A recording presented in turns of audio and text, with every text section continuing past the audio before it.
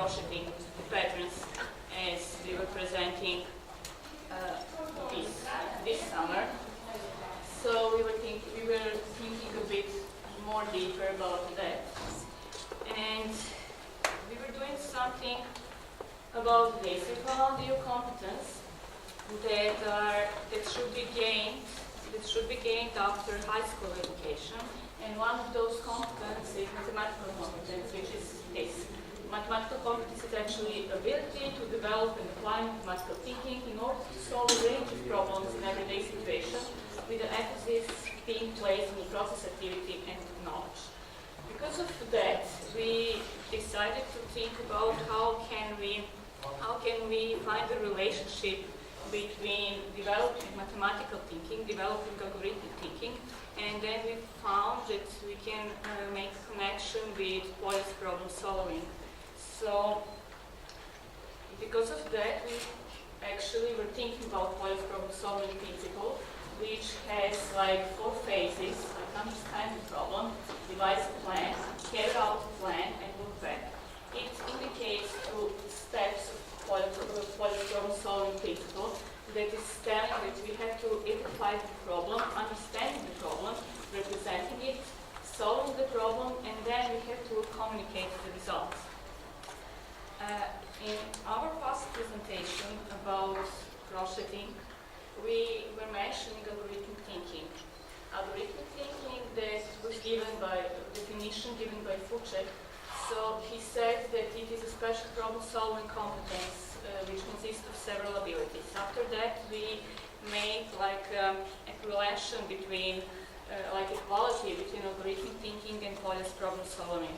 So algorithmic thinking has those steps like analyzing given problem, like we mentioned, specifying problems precisely, find the basic actions that are adequate for a given problem, then construct correct algorithms to given problems using those basic actions that we're considering, thinking about all possible special and normal cases of a problem, evaluate algorithms, and then improve the efficiency of algorithms. Then we were thinking, how can we find those connections between Polish problem solving and algorithmic thinking? So we found those 3 steps that make like equivalence between it. Then Ivana will tell you much more about equivalence with crocheting and then Polish problem solving, because we wanted to make like actually equivalence between Polish problem solving, algorithmic thinking, and then crocheting. So making a circle with it. Analyzing given problems is actually equal to identifying the problem. Then specify problem precisely is equal to understanding the problem and representing that problem. And then construct correct algorithm to given problems using basic actions and think about all possible special and normal cases of a problem is actually equivalent to solving the problem. Ivana will now tell you about how we made a connection between Polish problem solving principle and crocheting patterns. That is much more important. So my name is Ivana, and as Milena mentioned, I will continue. So we were really happy when we found out that Polish problem solving principles have some strategies like guess and check. One can also make an orderly list, eliminate possibilities, use symmetry, consider special cases, use direct reasoning, solve an equation, look for a pattern, draw a picture, solve a simple problem, use a model, work backward, use a formula, and be ingenious.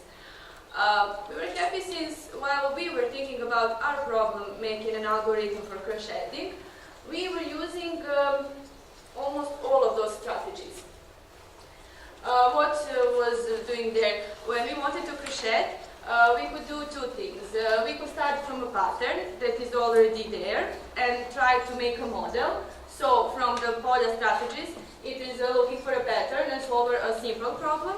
Or we could start to decompose into the pattern a model that is already made. So we have some model and then we're trying to find a pattern. So we were using model and working backward. And on our example, example of making an algorithm for crocheting a perfect square, which is starting from the center, and it is crocheted from the center to the outside. So we have one square and then bigger square around it and then bigger, like concentric squares.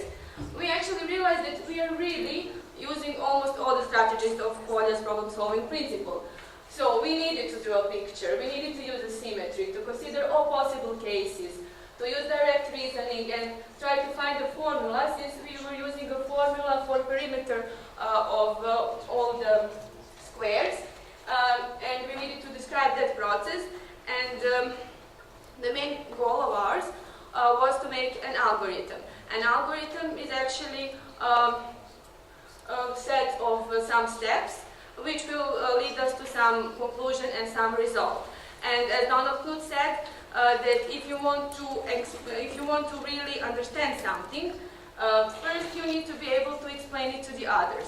Actually, it's perfect if you can explain it to the computer, actually to put it in really algorithmic basis.